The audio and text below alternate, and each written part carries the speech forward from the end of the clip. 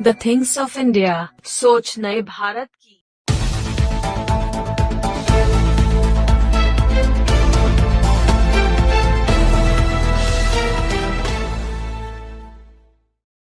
नमस्कार, आप देख रहे हैं the things of India news का खास कार्यक्रम जनता की आवाज़।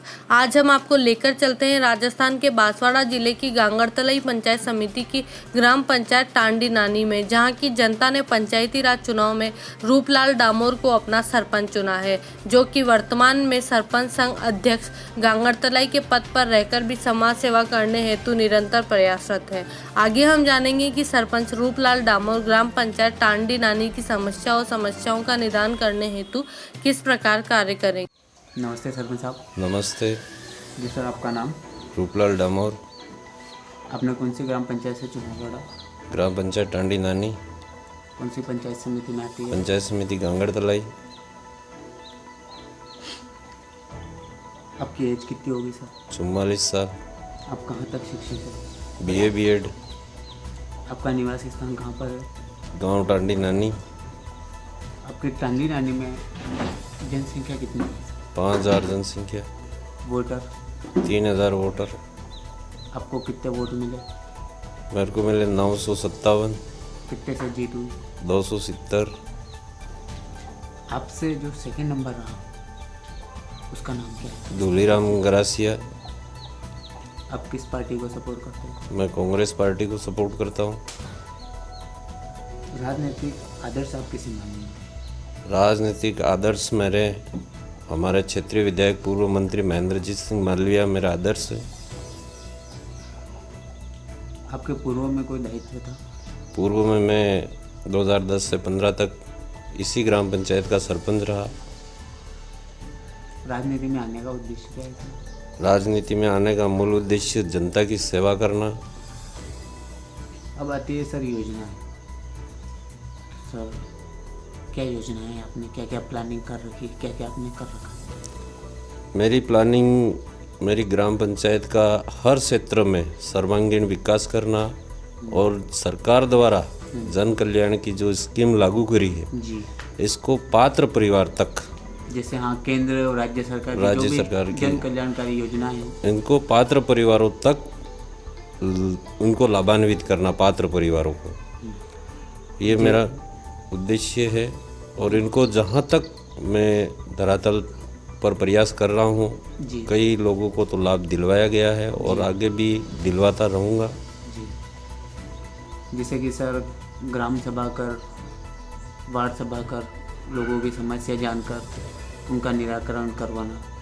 वो समय समय पर ग्राम सभा होती है। ग्राम सभा में जो बात उठ करके आती है उसका प्रस्ताव बना करके क्या समस्या है और उसका समाधान कैसे किया जाए, वो जनता के द्वारा दिए हुए सुझावों के अनुसार हम काम करके उस समस्या का समाधान करने का प्रयास कर रहे हैं। महिलाओं के लिए आपने महिला के लिए सब महिला के सशक्तिकरण के लिए सरकार द्वारा भी और स्वयं सेवी संस्थाओं द्वारा भी जो भी महिलाओं के लिए जो काम सरकार, जैसे स्वयं सहायता समूह बनाना है, उसके बाद में बालिका शिक्षा का बढ़ावा देना जी, और भ्रूण हत्या रुकवाना, महिला के साथ होने वाले कई प्रकार के जो अत्याचार हैं इनको रोकने का प्रयास जी, जैसे स्वयं सहायता समूह से महिलाओं को बैंक से लोन दिलवाना। अपने यहाँ सर नरेगा का जो काम चलता है उसके लिए आप बताइए हमारे लिए।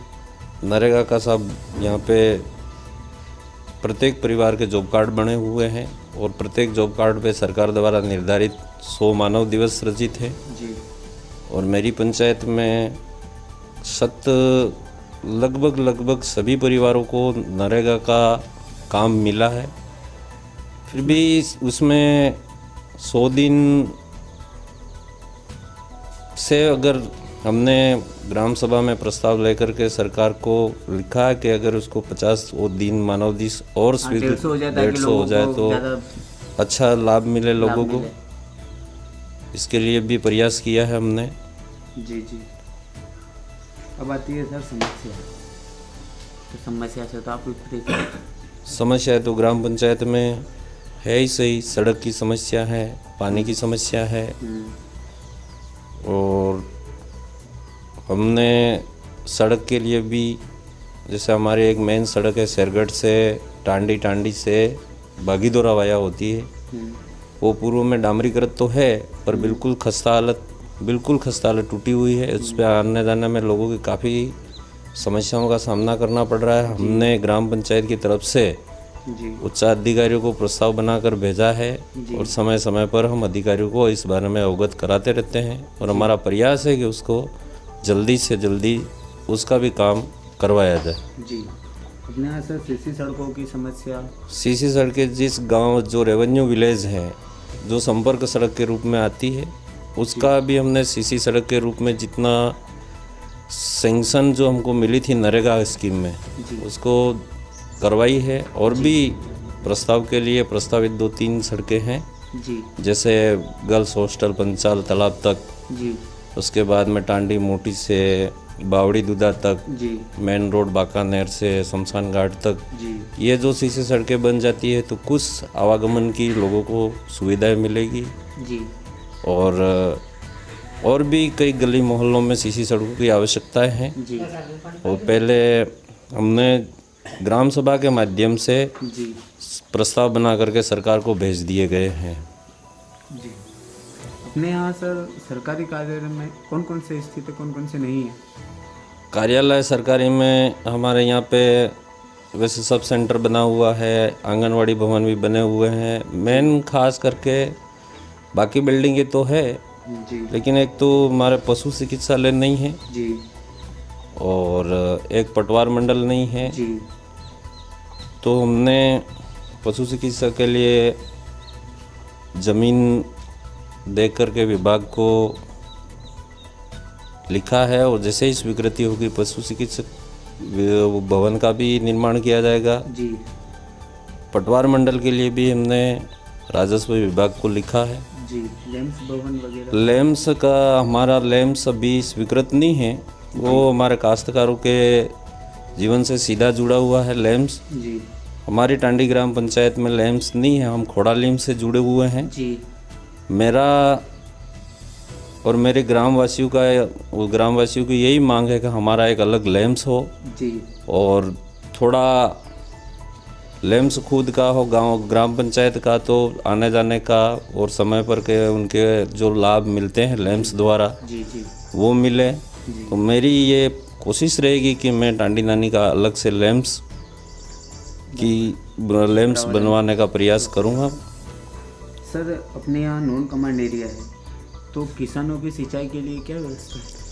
वैसे हमारी गांगड़ तलाई पंचायत समिति पूरी की पूरी नॉन कमांड क्षेत्र है जी, और फिलहाल जो काश्तकार जिनके ओपन वेल है जी, वो ओपन वेल से सिंचाई करते हैं, जी, तो नलकूप से करते हैं, पर मतलब बिल्कुल नहीं के बराबर सिंचाई होती है, कूप द्वारा होती है लेकिन नहीं के बराबर है। हाँ, जैसे उनको सौर ऊर्जा से लाभान्वित किया जाए ताकि लोगों को थोड़ी राहत मिल जाए, या फिर नहरीकरण करवाया जाए ताकि लोगों को लाभान्वित किया जाए। दोनों, वैसे तो दोनों ही चीज़ें ज़रूरी है। नहर मिल जाए तो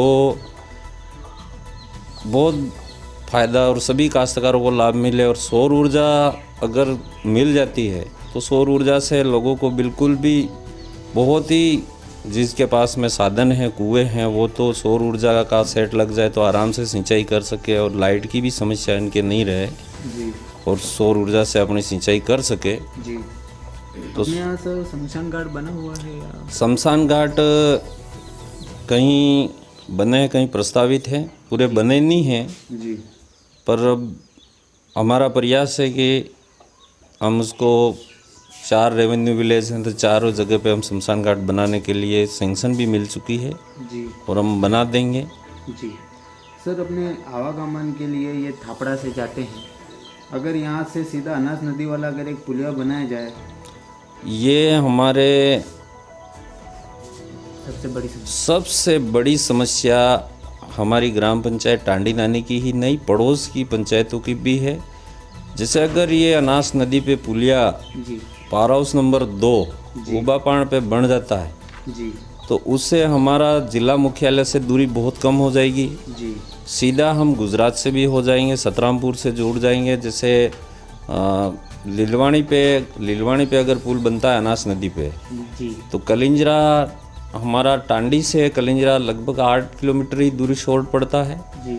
और वहाँ से शेरगढ़ और शेरगढ़ से होता हुआ फतेहपुरा सतरामपुर तक पहुँच जाता है ताकि सीधा, लोगों को डायरेक्ट सुविधा मिल जाए। डायरेक्ट सुविधा मिल जाए। और इसकी मांग हमने काफ़ी समय से हम सरकार से करते आ रहे हैं, जी और हमारे जो पूर्व में मंत्री अभी वर्तमान में विधायक, इनकी तो व्यक्तिगत नॉलेज में है ये चीज़, ये लोकेशन हमने कहा, कई बार कहा है, और जी शायद हम उम्मीद करते हैं कि इस ओर सरकार ध्यान दे तो हमारे लोगों का आना जाना, आवागमन बहुत सुविधाजनक हो जाएगा। सर, अपने यहाँ कोई देवस्थान हो, सौंदर्यीकरण की व्यवस्था हो जाए तो? मेरी ग्राम पंचायत में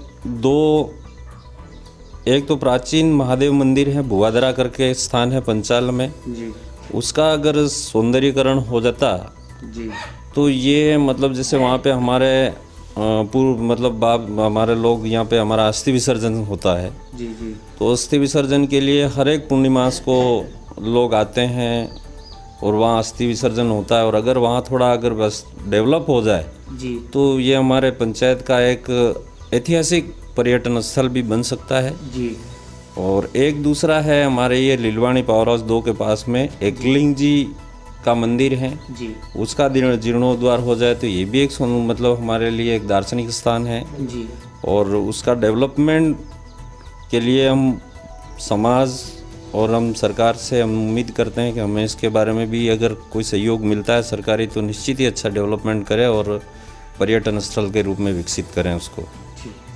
अपने यहाँ कोई टांडी मोटी में एनीकट निर्माण करवाना हो, एनीकट की समस्या हो, ताकि लोगों को उसके लिए भी लोगों को सिंचाई के लिए थोड़ी अच्छी सुविधा हो जाए? हाँ, पहले एनीकट से हमारे पूर्व में बने हुए एनीकट हैं, हाँ जी, पर वो एनीकट पूरे मिट्टी से भर गए हैं। जी अगर इनको मिट्टी निकाल करके अगर उसका रिपेयरिंग किया जाए जी तो निश्चित ही काश्तकारों को जितने लाभान्वित हो सकते हैं, जो एरिया आता है वो तो बिल्कुल काश्त कर सकते हैं। जी और उसके लिए अगर हमें सरकार द्वारा कोई सहयोग मिले तो निश्चित ही हम उन एनीकटों का भी जीर्णोद्वार करें जी और उसका पानी का उपयोग ले, काश्तकार सिंचाई के रूप में ले, तो बहुत फ़ायदा हो सकता है हमारे लोगों को, काश्तकारों को। जी। सरपंच साहब, आप जुझारू कर्मठी नेता हो सरपंच साहब, तो आप युवाओं के लिए आप क्या संदेश देना चाहोगे? मैं युवाओं के लिए मेरा यही संदेश है कि युवा अपना लक्ष्य निर्धारित करें, चाहे वो जिस क्षेत्र में हो, जी अपनी रुचि के अनुरूप, जी चाहे वो समाज सेवा के अगर वो रखते सोच हो या कोई और सेवा, जिस रूप में भी वो समाज की सेवा और अपना जो उद्देश्य, सामाजिक कुरीतियों से दूर रहें और आगे बढ़ें जी और अपना जो भी सोच रखते हैं, जैसे जिसको जिस क्षेत्र में जाना है उसी की तरफ ध्यान दें। समाज में जो फैली हुई ये कुरीतियाँ हैं इनसे दूर रहें जी जी और जितने भी जो अपने जीवन के लिए हानिकारक इन चीज़ों से दूर रह करके अपनी जो जीवन का लक्ष्य है उस ओर ही ध्यान देवे तो अच्छा रहे। यही मेरा उनसे अपेक्षा है, युवाओं से। ठीक है सर, आप हमारे मीडिया से रूबरू हुए उसके लिए आपको बहुत बहुत धन्यवाद। धन्यवाद सर। जी सर, नमस्ते। जी नमस्ते सर, आपको भी, अब पत्रकार महोदय को भी नमस्ते। Thank you sir. जी, आपका नाम? लक्ष्मणलाल डामोर, जी, आप कहाँ के हो? टांडी नानी। टाडी नानी ग्राम पंचायत से हो। आपने रूपलाल डामोर जी को भारी मतों और समर्थन से आपने इनको जिताया है, जी। तो अब आप इनके कार्यकाल में आप इनसे क्या अपेक्षा रखते हो? अपेक्षा ये रखते हैं कि ये फर्स्ट बात तो ये पढ़े लिखे इंसान है, जी ग्रेजुएट तक किया हुआ है, जी तो हर गरीब की मतलब मेजोरिटी को पहचान सकते हैं वो, जी जी ठीक है। और वो खुद मतलब गरीबी में पले पड़े हैं, जी। तो खुद भुगता हुआ आदमी दूसरे की गलती को मतलब गरीबी को आराम से पहचान सकता है। सही बात है। इस हिसाब से हर मतलब सरकार की जितनी भी आज की योजना है, आ रही है, कल्याणकारी योजना है, आ रही है, ठीक जी है। जी तो ये ऐसा हमें लगा कि हर गरीब की दहलीज तक पहुंचा सके, इस मतलब सबको एक बार योजना, मौका हाँ, योजनाओं और लाभ दे से सके, वंचित नहीं रहे। ऐसा हमको लगा। और शिक्षित हैं और गांव के। जी सर, आप युवा हो, जी तो आप युवाओं को क्या संदेश देना चाहोगे?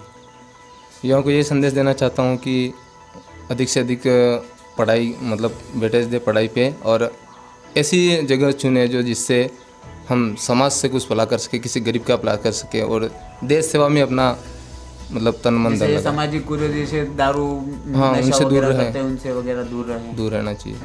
ठीक है सर, आप हमारे मीडिया से रूबरू हुए इसके लिए आपको बहुत बहुत धन्यवाद। Same to you, thank you sir.